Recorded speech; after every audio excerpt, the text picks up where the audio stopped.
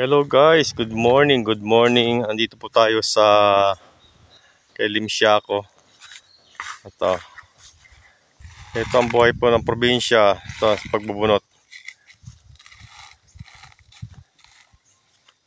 Itong tao ko mabilis magbunot. Isa lang siya, yung dalawa umuwi na.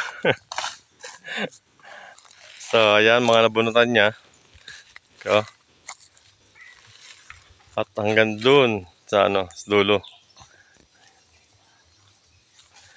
So maybe guys, mga 12 o'clock to matatapos to lahat.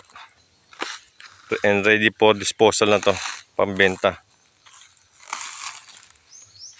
So nakita naman ninyo dito sa harapan ko is ay yung pang pispan pero hindi ko maasikaso guys. Ito, yan, nakita nyo. Puno pa ng mga dahon. Pero itong pathway, nalinisan naman. Ayan, malinis na siya. At pati dito sa kabila ay hindi pa nalinisan.